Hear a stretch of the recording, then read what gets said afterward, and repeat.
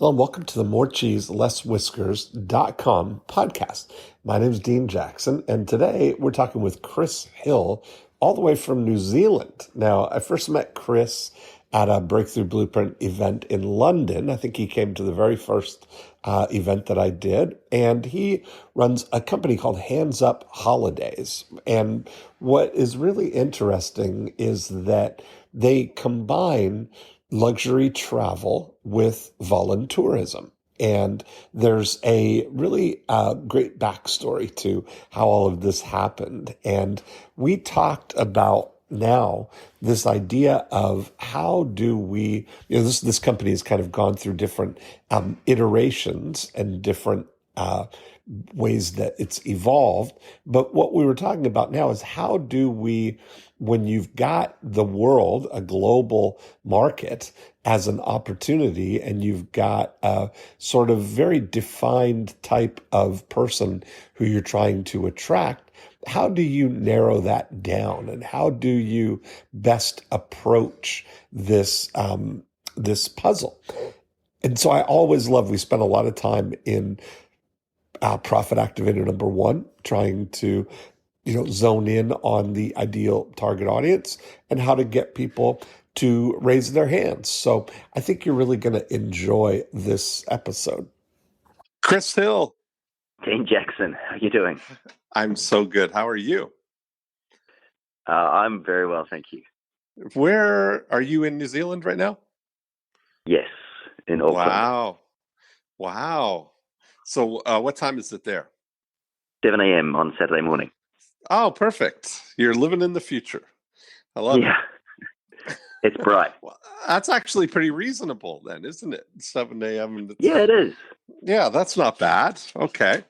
So nice to talk to you. I'm very excited to see what you're up to. And I know it's something similar to what you've been doing, but I think it'd be cool to maybe set the stage here, and then we can see where we can go. Sounds good.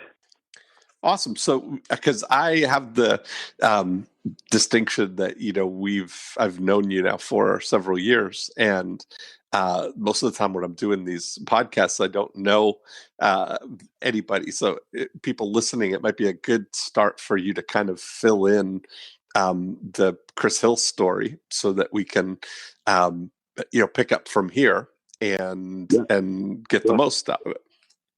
Yeah, totally. Should I do that now? Yeah, perfect. Yeah, we're recording right now. That's how we go. We're live, and we got the whole hour here to go. Right. Okay, I'll crack into it.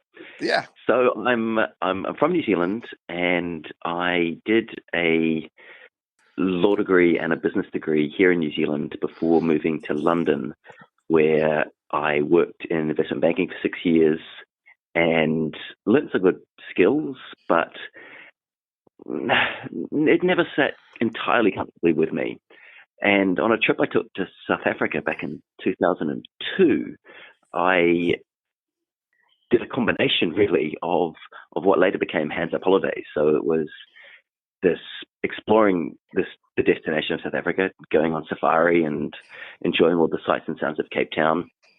And then what made all the trip really transformational and for me life-changing was that I also helped to build a house for a family in one of the townships. Mm-hmm. And this, as I say, was transformational for me. And I thought, I've learned these good business skills, and why don't I put in something that I'd find a bit more enriching and fulfilling, and help other travelers to experience what I'd had, which was actually getting to know the local people and hear their stories and make an impact in their life. And it felt great to do that. And so that was, as I say, back in 2002, and then spent a couple of years traveling the world before launching the business in 2006 up in the UK. And I thought, actually, I got a couple of things wrong when we launched, fairly significant things. One, I thought that the UK was going to be our main market. And two, I thought that young professionals, sort of people like myself at the time, sort of cash rich, time poor, were going to be our main segment of clients. as I say, got those wrong. And really, from the beginning, it's been Americans and it's been families that had really dominated this business for us. And the Americans part I can understand to an extent, but it still surprised me. But much more so that the families, because I didn't have kids of my own at the time, and it wasn't on my radar at all that they'd want to travel with us. But they were saying, when I asked them why they were booking, they were saying things like, we just found it great from a family bonding perspective, and they said, this is fantastic for our kids who, we come from quite privileged backgrounds, and for them to really see how most people live and really appreciate just how fortunate they are. Yeah. And so that really resonated. And over the years, I've decided to, well, actually, thanks to you, focus on one target market for that business, being families, and targeting primarily affluent families in the US is our single target market there. And so that was the very first business. And I think, having said that, when I had my first encounter, one-on-one, personal encounter with you, Dean, we were focusing on the second business that I developed, which was Hands Up Incentives, which is looking at the corporate market. And that really came about through a PA of mine who was at a charity dinner, and she met a CEO of a software reseller in the UK who said, yeah, we do a lot of incentive trips, but we're a bit sick of them being just big piss-ups. And she said, well, have I got the company for you? And they ended up booking 3 trips with us around the world. And that was as I said, the genesis for us to think, there's got to be a future in this, and start up a separate division, being, again, focusing on one target market, being corporate incentive travel that specializes in enhancing the CSR and engaging employees and team building and so on. And it was a fairly similar journey actually for the third business, which is Hands Up School Trips, in that we got one inquiry out of the blue from a school, an American international school in Lebanon of all places, who asked us if we could arrange a trip for them. And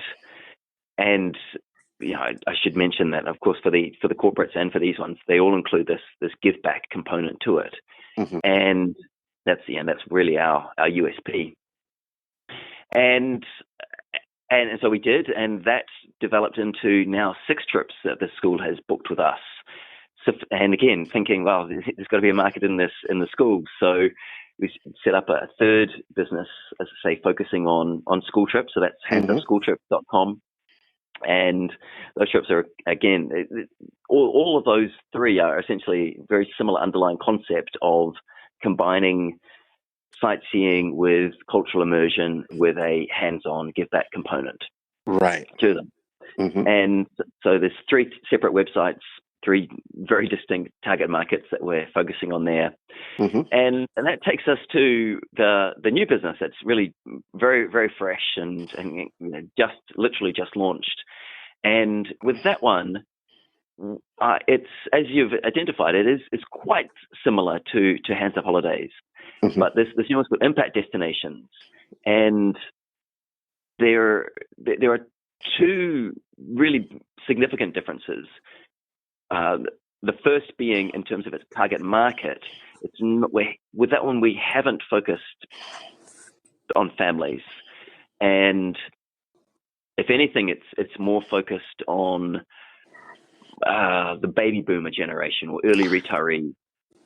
But I think even more significantly, the difference, and it's subtle, but it is, certainly to my mind, very significant, is that in contrast to having a hands-on physical give-back component, such as building a house, like Hands Up Holidays does have, the idea behind impact destinations is that the traveler's philanthropic donation is what makes that the main difference, and it's that donation which unlocks a unique experience for the traveler.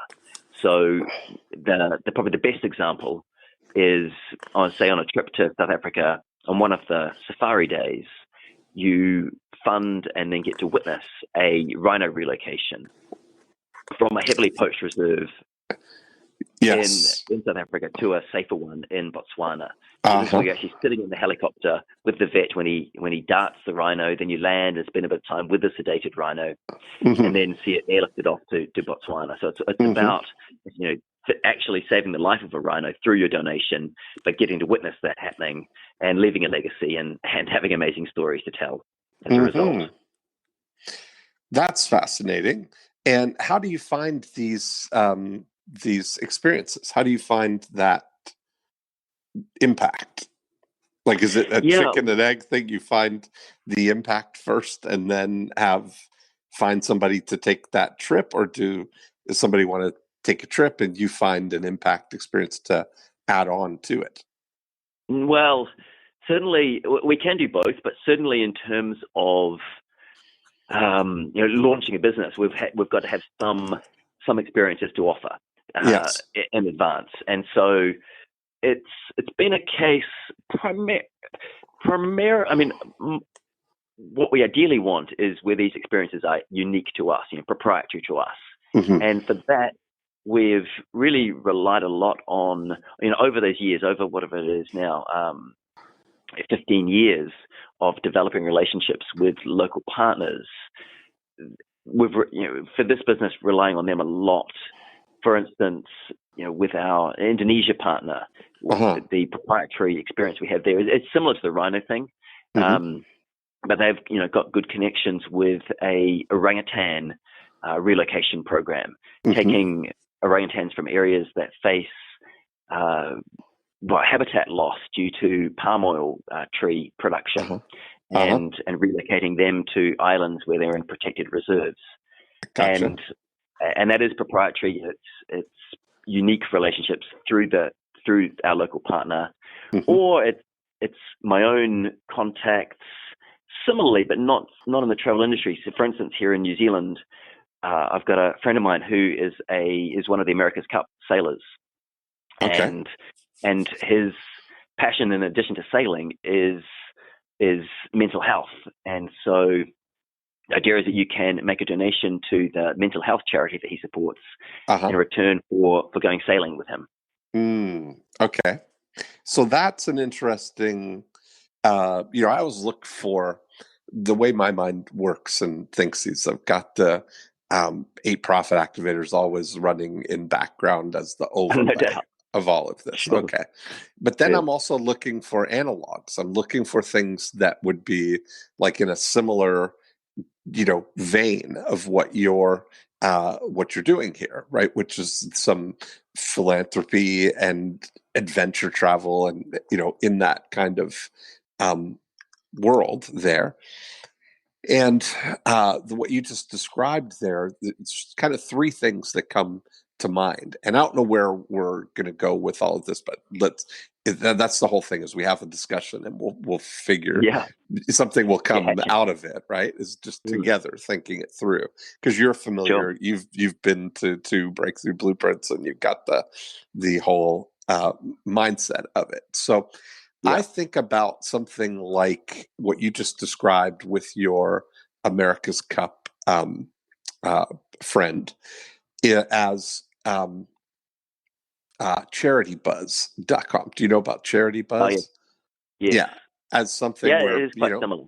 Right. Yep. That's kind of a model where you can, curate or procure special, experiences with somebody to benefit what their charity is.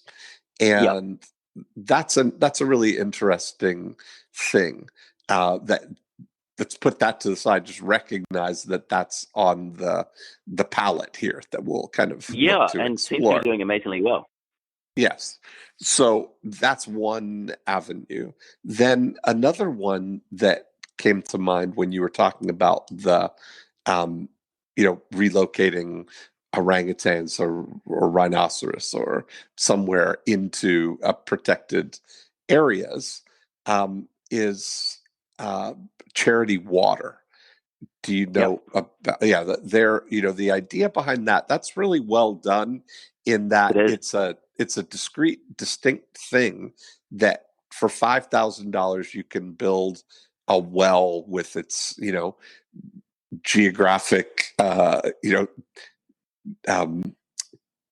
are the right word, coordinates that, exactly that well is the one that you did. And that, I did something like that for when Eben Pagan is the one who introduced me to that with his birthday several years ago. But when you look at what happens is that $5,000 well provides water for 200 people for some crazy number of years, right? Like that's in a place where people otherwise are having to travel 2 hours a day to get water. Which kind of phenomenal. So high impact, right, on something like that, and you feel really, really good about it. Then the other thing that comes to mind in terms of the best sort of donor experience that I've ever had is with an organization called DonorsChoose.com, and so Tim Ferriss introduced me to that years ago. He was doing some work with them, so he called to, he was calling all his friends to get them to donate money. And so I, jumped in. I donated $5,000 to Donors Choose, and the way that that's set up is that it's all individual teachers who are posting up individual projects that they would like to do with their class, right? Like, are you familiar with Donors Choose, or do you know about that one? No.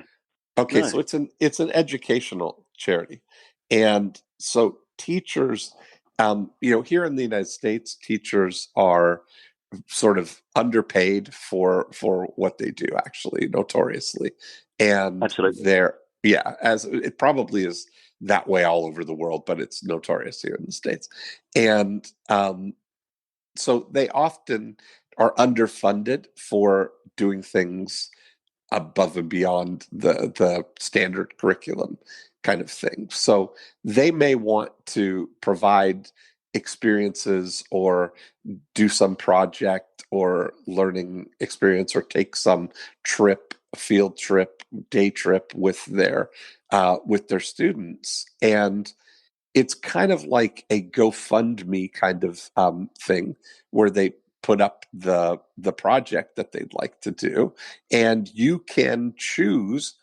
which projects you would like to fund or which ones you would like to contribute to. So you get to kind of allocate your $5,000 or $1,000, $100, or whatever it is that you want to give to you pick specifically the project that you want to do. And it was what was the most amazing part of it is that I did that, and most of these projects are not very expensive projects. I mean, they're a few $100s or a couple of $100s, some of them, right? So you got to you get to spread that over several different projects. But over the next,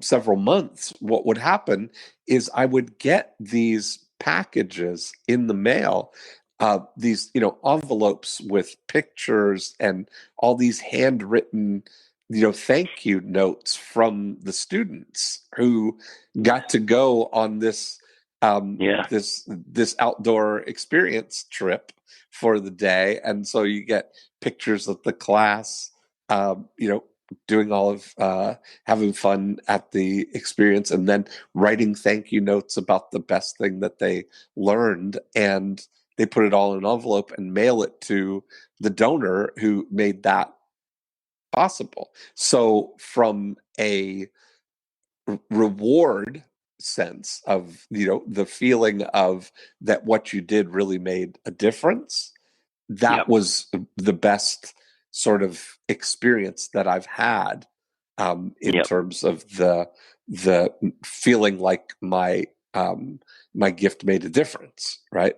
Yeah, no doubt. Steve Carell, not Steve Carell.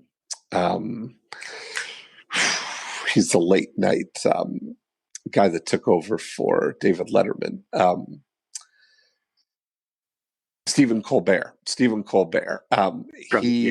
You know Stephen? Yeah. So he lives in South Carolina, and a couple of years ago, he funded all of the projects in South Carolina at the end of the year. So it was like $800,000 worth of projects that were listed in South Carolina, and he made a donation and funded all of them. And that's fantastic. Right. And it's kind of like because he grew up in South Carolina, he lives in South Carolina. His, mother, I think, was a teacher. And so there's a lot of things where you feel like, wow, what you're doing is really making a difference. Yes. And so I look at these and I think that kind of, there's something to kind of take along with that to what you're talking about there, to take some kind of take the best of those things, and maybe to see how would those apply to what you're talking about here. So if you've got that one element where you have access to celebrities or notable people, that would be one element that you could hitch your wagon to, kind of thing, as a model of what's going to drive something that somebody would want to go sail with this, with your friend, or whatever. If you start thinking about like New Zealand on its own, there's probably, how many of those types of experiences would be possible if you were sort of curating and packaging those. The good thing about it is that those would often come with some, you've got a built-in like awareness around it too, with the person. Yeah, true. Depending on how famous they are, Yeah, exactly. I mean, it's similar examples, moving slightly out of New Zealand, would be, say, a trip to Italy, where we've got a relationship with a Michelin star chef, and you make a donation to the homeless charity that he supports in return for a cooking class with him. Yeah. And so does that feel like that's what resonates with you? Like, of those things we're just talking about, what kind of feels like that's a fit or not a fit, Well, yeah. I mean, for sure, I think what we are offering in a sense is charity buzz on a trip, traveling wise. So it's packaged in with the rest of an amazing, very high end VIP trip. Yeah. So yeah, there's definitely a lot of similarities with charity buzz, and with the donors choose. It's interesting. One thing that obviously what you said was what made it a big impact for you was receiving the letters from the kids. Yeah, and something that we are going to be doing is kind of similar in that for the how do I put it? For the activity experience, say it might be, let's keep it at South Africa. And so one of those days might be rhino relocation, but another day on safari. The idea is that we can bring in kids from neighboring village who've actually never been on safari, even though they live right next to it, and go with you in the Jeep and actually get to see the wildlife. So it's a bit similar to what you're talking about in terms of you actually see firsthand the looks on the kids' faces when they see lions and elephants Yes. up close for the first time. Yes. Which is going to be pretty huge. Yes. And Charity Water, I've been a fan of since inception. Actually, I've known Scott Harrison really since he kicked it off, and I've done a trip with him down to Ethiopia and seen the wells that he's created, and the people that he gets to go on his trips are phenomenal. From TV actors to hedge fund managers, it's such an amazing model that I'm in awe of what he's done and doing. Mm-hmm. And so that kind of thing where, it's a very simple thing, that they've got a very focused message. And I believe the way they've set that up is that 100% of the water or 100% of the donations go towards actually doing the installing the wells, and they raise funds otherwise for the administration stuff of it. Right. I think that it's not like every dollar that you donate goes to actually building the well kind of thing. So now there's, so many things of how do you want to sort of approach it, like how do you start out? Do you start out with a cause and build the trips? Do you start with a destination and sort of add on all these things around that, or do you start with a one thing? Like if you think about South Africa as an example, and safaris, what would be the what type of experiences are there available, and is that rhino experience a ongoing opportunity to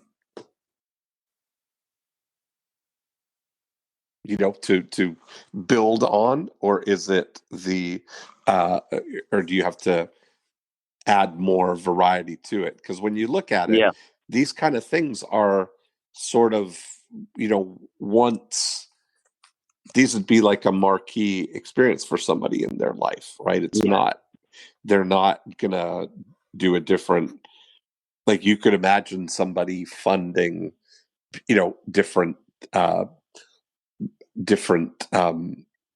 donors choose type of projects every month or every quarter or whatever, but with the experience of they're only going to go on a safari once and in their lifetime kind of thing, or maybe, rarely again, or infrequently. It's not going to be like an annual thing that people go on, probably.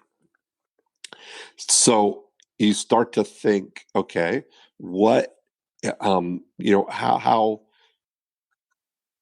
do we look at this? Are you looking to take the same people on different trips every year, or are you looking to take different people on the same trip, which has there's some stability to that in a way, right? Yeah. You're right. I think it's probably going to be a combination of both. And certainly for launching, we've got a minimum of one of these experiences for the 10 destinations that we're offering. But for some locations, there is already a suite of options, such as Costa Rica, where we have 4 different experiences on offer already. One with hammerhead shark conservation, one spinner dolphin conservation, One is jaguar conservation, and the other is for, just spending time with an amazing guy who's managed to secure a large tract of biodiverse, rich land in Costa Rica, and walking with him and learning a lot about the biodiversity of the area. So we could, in theory, someone could do all four of those experiences in one trip, or they could come back regularly and do one each time, or they may do, as you've identified, one trip to Costa Rica and one trip to Chile the next year, because we do have one of these experiences in all of the 10 destinations that we're launching with. So I think, and this will get built out over time for sure. So that and that's happening even now. So, for instance, for South Africa, so Rhinos was one example, but we also, in neighboring Namibia, have a similar concept with relocating desert-adapted giraffe from areas where they're abundant or relatively abundant to areas where they're scarce, and we can then extend the gene pool and thus improve their survival chances. So that's a new one that we're just adding now. So it's definitely a ongoing process to expand them. But I think certainly right now the biggest issue is getting that first client, and then we can figure out if they're going to what they're going to do after that once we get them on board. Well, I think that's right. That's absolutely right, and that's why I was asking about the danger with something like this is to get caught up in the excitement of the potential of how many different types of trips you could do, or how you could apply this model, as opposed to narrowing the focus to one thing and really building that out, building a list and the way people are almost like an audience, that it's, if you look at this, if you take a 20-year framework or 25-year framework to this, right, which is always a very helpful thing to see, is that it changes the intensity or the need to feel like it all has to happen right now. Right? If you take 25 years is 100 quarters, which is an abundance of time. You could do anything in 100 quarters, right? And so you start to look at, with a sense of what the cover of the box looks like what the big picture is, if it's global and it's involving travel, you're getting the big pieces, the baseline things. It's high net worth and ultra high net worth families, that you're getting all the pieces that you do know for sure are part of this puzzle. And then focusing is, what is it that, because the other element of it is going to be the charity kind of element of it, or the giving back element of it. How do you refer to what it is? The philanthropy element of it, I guess, is what you're saying, right? Yeah, philanthropic experience. The philanthropic element of it. And so you're wrapping that in an experience, but the philanthropy is the main thing of it. And some people exercise their philanthropy through different filters, right? Like, I would start to look at what are the contexts for this, that some people may have a heart for animals, and some people may have a heart for humans, or children, or the oppressed, or the afflicted, or poverty, or some may have a heart for nature and hate to see the rainforest being destroyed, or these sensitive ecosystems being destroyed, right? But they're different people, because some people who may have a heart for children don't feel that same way about rhinos or about a butterfly species that's about to be extinct. So however you focus the lens of it, you are going down. That kind of shapes who you try and attract. Yes. Yep. For sure. So I look at it that how do you then, one of the greatest stories that I've heard in recent memory is about Wayfair.com. Do you know about Wayfair? They No, I don't are think okay. Wayfair is a huge home goods company here in the U.S. I guess they're only in the U.S. if you haven't heard of them, but they're billions of dollars, and they kind of came out of nowhere all at once. But what they did kind of behind the scenes and underground, they're like an Amazon kind of level competitor for home goods, furnishings, and all the things for your house. Wow. They started out with and built 270 individual e-commerce sites that were very niche specific. So they started out, the first one they did was allbarstools.com. And Okay. everything they did was bar stools. And then they did everygrandfatherclock.com and ottomanempire.com. So it was all Ottomans or all bar stools, all grandfather clocks, everyroosterplate.com and these things, all rooster decor. So they started by attacking the whole by really dominating the individual ones, right? That it was the place for bar stools. And so they started building these up, making them profitable and sustaining, and then rolling into the next one and the next one and the next one. And all of a sudden, they had 270 of them, hundreds of millions of dollars in sales. And they, rolled it all up, venture funded, boom, they're Wayfair.com now, out of nowhere, this dominant thing with all these customers. But they snuck up on it, right? You can't. And people look at, I want to be like Wayfair and sell everything. It's the same kind of thing here, that there's no way to launch a mature hands up holidays or hands up. What are you calling this one? Impact destinations. Impact destinations. There's no way to launch a fully mature impact destinations. You've got to start with one.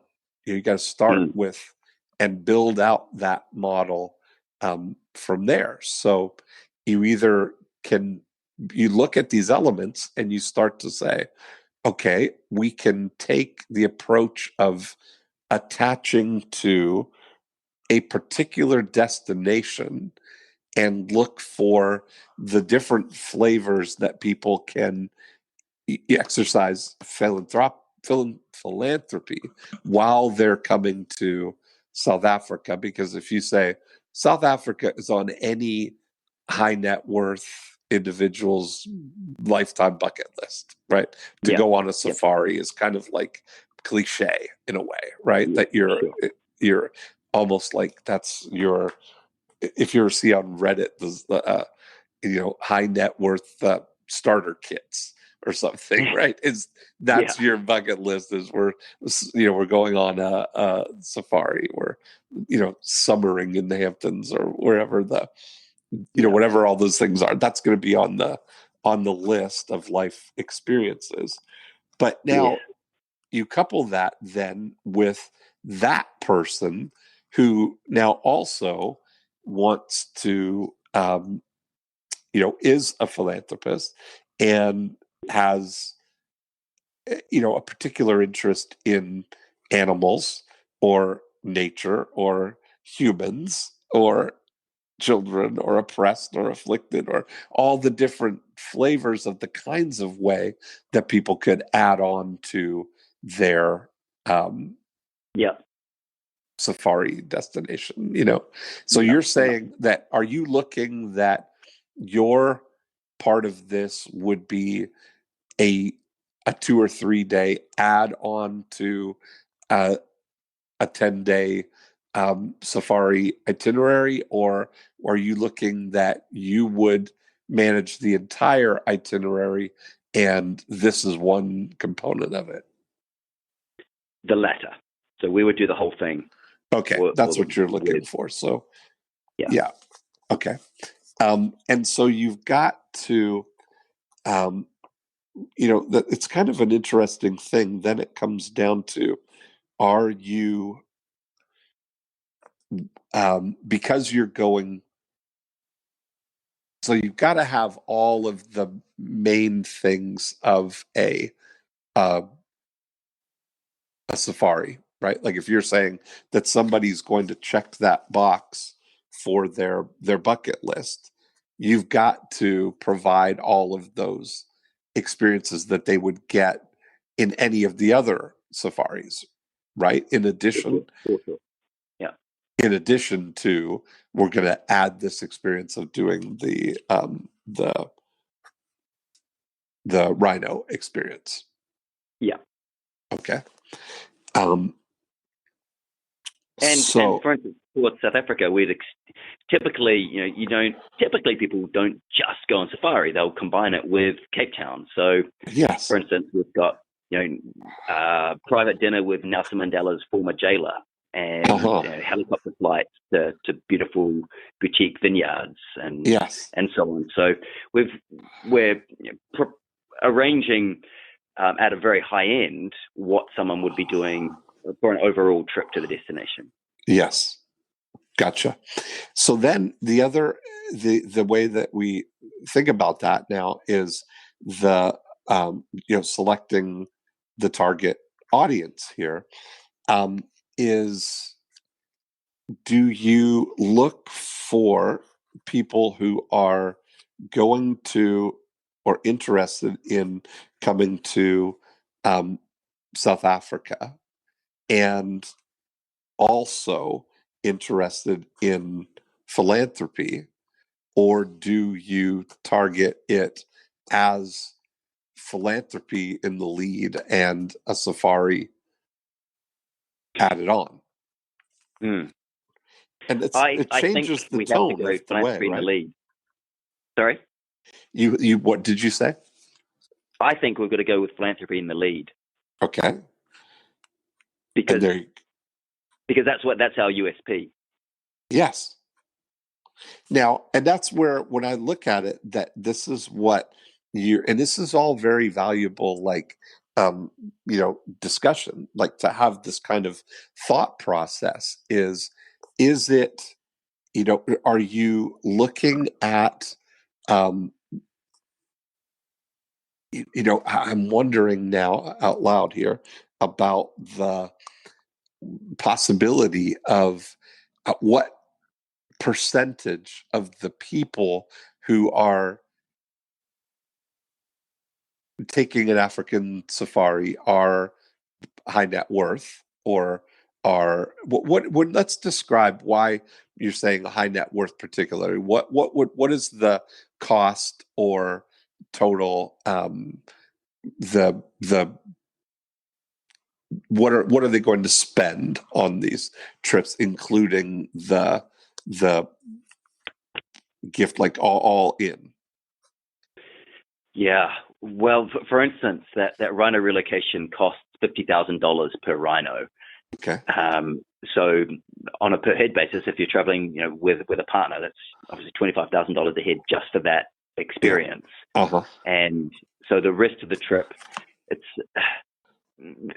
there's no hard and fast rule on that, because it all depends on how long. But we've actually, for instance, we've got a sample itinerary on our website, which is quite long. It's about 20 days, which is unusual for the site. But That's what it is for Southern Africa, and it's running at about $100,000 per person. So it's up there. Yeah, no, I get it. Mm-hmm.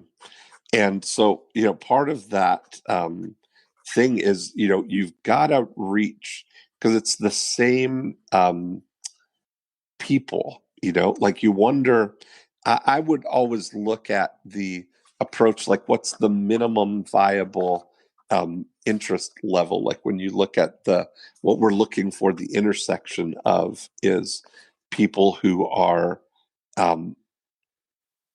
high net worth and are interested in South Africa, and are then the intersection would be that they would be interested in this experience of relocating the rhinos. Mm-hmm. Mm-hmm. So what's going to be the star of it? Is it something that is it somebody that really has a heart for rhinos, and so much so that they're going to go to relocate this rhino and add on a safari while they're there? Or is it someone who is high net worth and is going on safari anyway, and if they knew that there was a chance to also impact this rhino, that would be that they would be inclined to do that? Yeah, I think of the two, it's probably the latter. So they're going on safari anyway, and they're not. It's not like their passion is rhinos, but their passion is leaving a legacy generally. Let's say. Yes, I get it. So they're probably already maybe thinking about, about these trips, that they're probably already thinking about their bucket list, but they're also thinking about their legacy always, right? I think so. That's an overriding thing. And it just happens that they're looking at South Africa as well. So that's pretty exciting. Now, the reason that I go down that path is that it might be an easier way, because that's going to be a subset of your particular thing, that they are high net worth, that they are already interested in South Africa, and they're interested in relocating a rhino. That's a that part of it is a subset of those other two things that have to be true. Do you understand what I mean by that? That if we're looking at, if we take the concentric circles of the entire population of the United States, let's just use that as an example. The entire population of the United States, a subset of that is the high net worth and ultra high net worth families in the United States, which would be a subset of that. Then the next subset would have to be that they're interested in or planning a sometime trip to South Africa. And a subset of that group would be people who are also would be interested in relocating a rhino. Yeah. So when we look at it, that the subset of the people who are going to South Africa, that there's some inherent way that you may be able to kind of turn your lead generation into self-liquidating or sort of a profit center. Like if you think about, it's very similar to what we did when I was running the painting company in college. We started another company called Name Droppers, and we would have college girls go out and do surveys in the neighborhoods in the evenings and on the weekends with a clipboard and checklists, and asking finding people who were planning on doing any home improvement projects over the summer. It being, you probably have heard me tell that story about, looking for, any home improvement project, being painting, roofing, deck, siding, driveway, doors, pools, all of that. Anything that was a home improvement project over the summer. So our goal as a painting company was to find people who wanted to get painting done. And so to put somebody out looking for that, if we're only looking for people who are going to do painting, we're missing out on some opportunity, is like at each subset of the thing. These people own homes, and they're, if all we're asking is, hey, you planning on getting any painting? Hey, you planning on getting any painting? We miss out on the, no, but we need a new roof, or no, but we're thinking about putting in a pool. That, all of those things, you miss out on that while you're there. And the value of that is, it's valuable to somebody, So when you look at it, that it may be an opportunity for you to kind of think like a chess master and spend your lead generation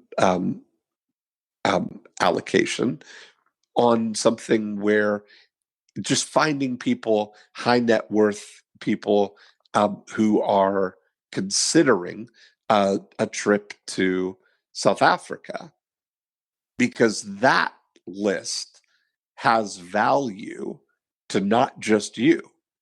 And by doing it, you're also going to find the subset of people who are interested in moving the rhino as well. Now, what would happen? Are you only interested in doing the trips that have that element to it?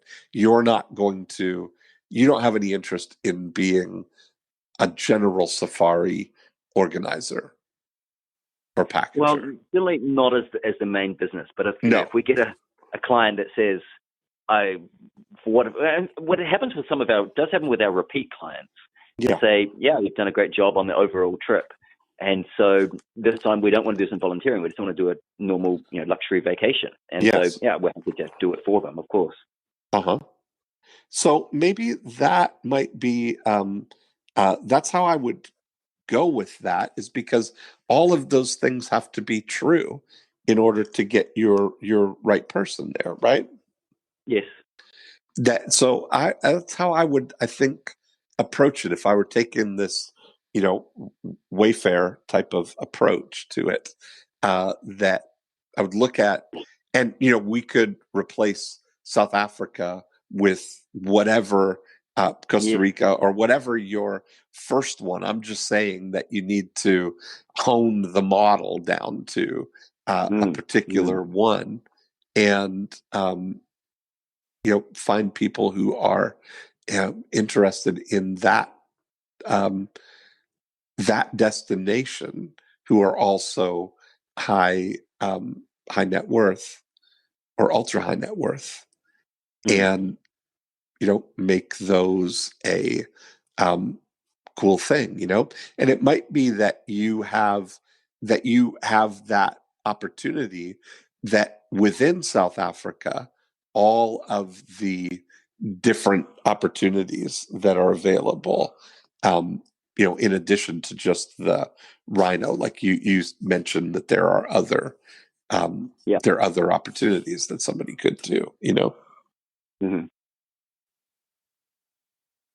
Yes. That makes sense, that you find the people who are thinking about coming to South Africa, and you put aside your need for it on the front end to be just the people that are interested in the philanthropy element of it. Because, right, so I'm saying that for Profit Activator 2, what would be more valuable for you And maybe you find somebody who's already, you find somebody that you could be the beneficiary of what I'm recommending for you here. That if you had access to a list of high net worth individuals who have inquired about coming to South Africa, that would narrow down your lead generation opportunities. Yeah, which is pretty easy to find. There is. Okay. So, Well, in terms of like a South Africa specialist operator that would be interested in that list, for sure. Yes. And maybe they have that list, right? That maybe they, and maybe the other way around, that it would be helpful for you to have that list of people who have inquired, Yeah. Like those are pretty high ticket items, right? So imagine Sure. that it's not something that somebody's booking on a whim. Totally. Right.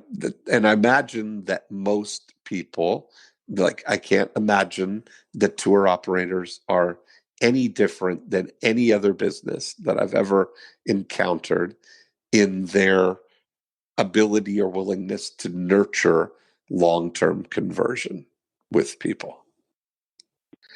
Absolutely. That they probably, if they're not ready to book right now, there's a lot of people falling through the cracks, Yep. So I think, maybe that these, there may be an opportunity to go to these tour operators and buy their, or, partner with them on reactivating their dead leads. People who inquired over the last 2 years about a trip, but have not yet booked a trip.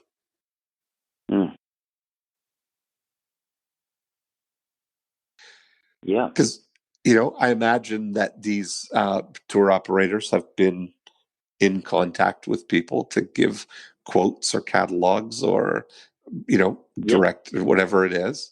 And that not everybody that gets one is going to book.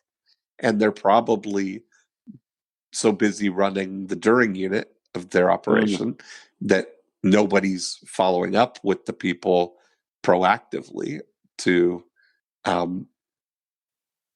bet there's a lot of that. Yeah, I'm sure you're right. Mm-hmm. Yeah. That may be an interesting thing, to do a 9-word email to them. Yeah. Right? Hey, are you still interested are you still planning the safari? Are you still interested in African safari? Yep. Yep. I like it. Yeah. And that's kind of, there's so much, fun around that, but you got to get the model figured out, right? The equation of it. Because if that model can work for South Africa, it can work for Costa Rica, and it can work for any other impact destination. Yeah. Yeah. And I think there's some that's really the distinction that I see that'll make the difference here, first step wise. And do you have thoughts on, let's say we do pare everything down to, let's say, just South Africa for the sake of argument, on how to find those leads? Well, so what I think my job would be, that I would look at, narrowing it down to, again, a specific area. So if you take like pockets, high net worth pockets, like I would look at narrowing it down to the minimum viable cohort, as for experimenting, because you can't, I want to convince 1% of the people 100% of the way. not 100% of the people 1% of the way, right? Totally. So yes, yeah, with a limited, like you're kind of, I'm not saying this from a, I'm saying you're kind of bootstrapping this, right? It's not venture funded with huge marketing budget to just spend indiscretionately, right? That you're looking for to make the dollars that you're going to spend accountable, right? To work. So I think, and there's, you're not saving anything, or you're not.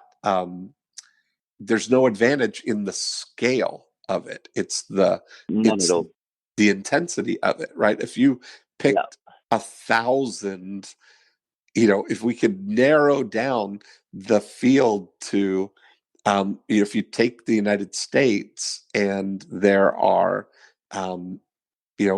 however many high net worth or ultra high net worth individuals there, is how do you, how do you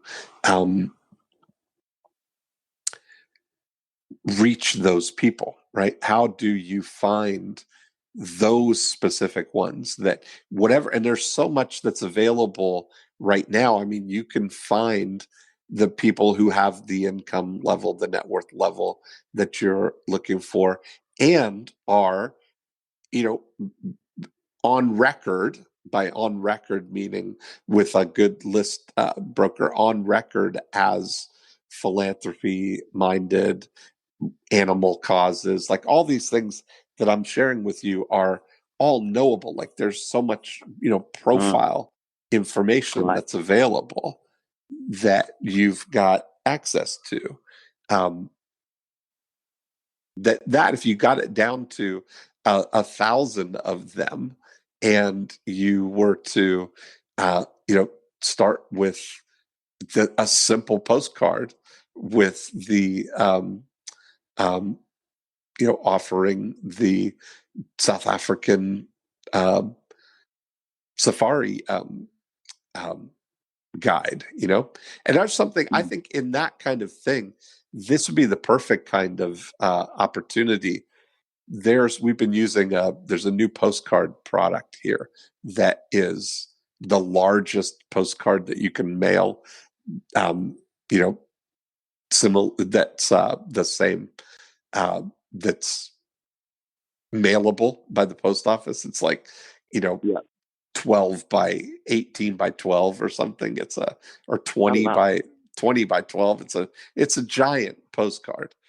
And I think that you can imagine a huge visual of a big, rhino head on this postcard with offering the, the guide to South African safaris, something that, again, taking all the things that we know about Profit Activator 2, which is just getting people to raise their hand, right, for information. We're compelling them.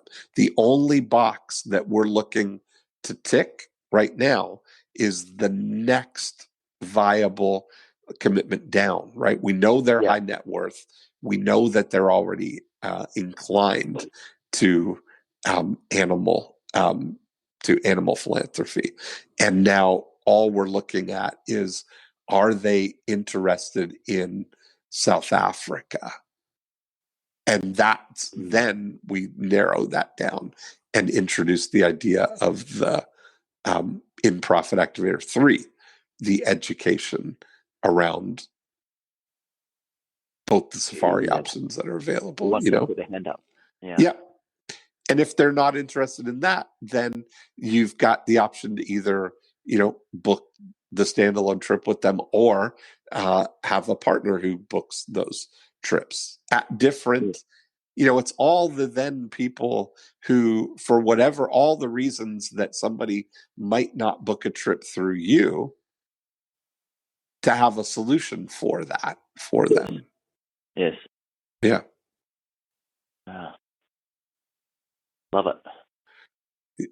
So what's that went fast. What's your take on everything that we talked about? How's that landing with you here?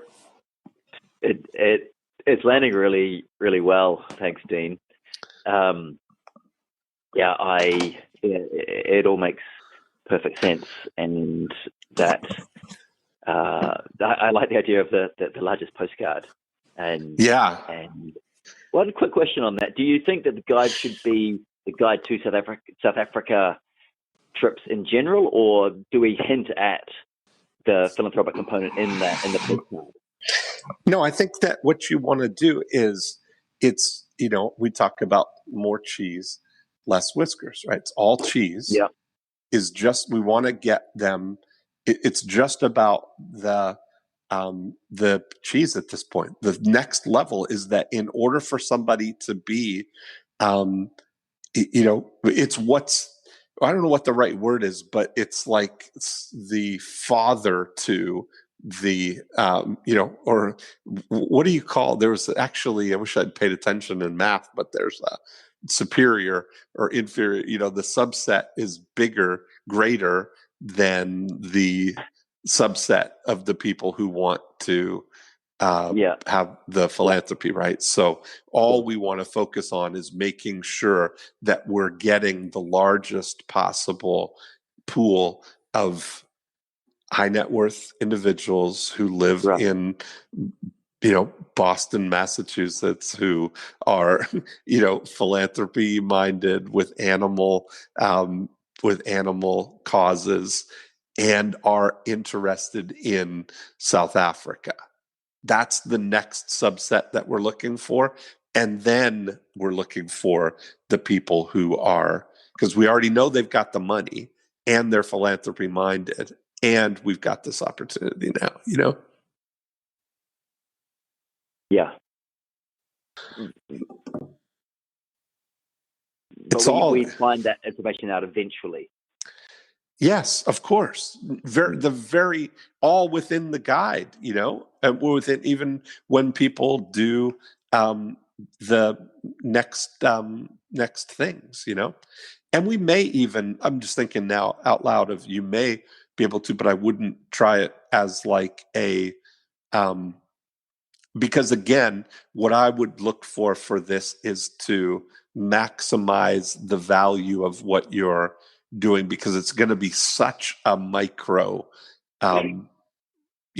it's going to be such a small subset of all the people who come to South Africa. Absolutely. That are going to want to do that. Yeah. So I want to widen your pool as much as we can, but also make that pool valuable to somebody else, Yeah. So that you can recoup the value of it. Yeah. Got it. And that may be, there's so much great stuff around that, but it may be even the opportunity for you to, just kind of syndicate that model to, because if you figure out with 1,000 of these that now you've got a model that can work, is this something that 1 in 1,000 people would be interested in, or how many people in 1,000 would be interested in this, or how many people who read the Robb report are thinking this, or how do you reach these people? That's really the next level of it, Yes, precisely. Yeah.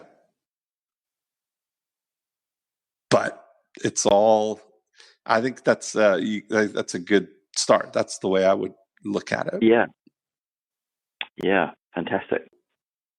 Awesome. Thank you so much, Dean. So there we go. Are you in New Zealand are you there almost all the time now, or are you coming to the States or London, or? Well, I've been to both those places relatively recently. Yeah. I had some health issues which has prevented me from traveling, but I'm sort of back on. I remember you said that. Yeah. I'm off to Peru helping with a school trip Oh, one of wow. our school groups going out in a couple of weeks' time. Mm-hmm. But there's nothing booked for this way for the States in London coming up. But particularly the States is very attractive because of our being our main source of clients. Yeah. Well, there you go. Well, I'm going to be over in your part of the world there in November this year. I'm moving my I'm moving my annual Australia trip from from August to November, because I've gone 5 years in a row to Sydney in August, and 3 of the 5 have just been a little bit too cold for me. Yeah, I was going to say. And so I think if I move it to November, I'll be happier because I like it to be nice. Well, I don't want it to be too hot, but it was a little bit too cold this last one too. So November it is for this year. Nice. Well, let me know your dates. I will, absolutely. It'll be second half of November. But I don't know the specific dates yet. But as soon as I do, I will let you know for sure. Fantastic. I know I've got one trip to Bali in November. I don't know those exact dates myself, but I'd love to be able to reunite with you. Yes, that would be awesome. Okay. Mm-hmm. Well, I really enjoyed it. I always love talking with you, Chris. You're up to great things. So. No, thanks, Dean. It's always a pleasure. Okay, I'll talk to you soon. You. Bye. Yeah. Bye. And there we have it. Another great episode. Thanks for listening in. If you want to continue the conversation, we'll go deeper in how the 8 profit activators can apply to your business. 2 things you can do. Right now, you can go to morecheeselesswhiskers.com and you can download a copy of the More Cheese, Less Whiskers book. And you can listen to the back episodes, of course, if you're just listening here on iTunes. Secondly, the thing that we talk about in applying all of the 8 profit activators are part of the breakthrough DNA process. And you can download a book and a scorecard and watch a video all about the 8 profit activators at breakthroughdna.com. And that's a great place to start the journey in applying this scientific approach to growing your business. That's really the way we think about Breakthrough DNA, as an operating system that you can overlay on your existing business and immediately look for insights there. So that's it for this week. Have a great week, and we will be back next time with another episode of More Cheese, Less Whiskers.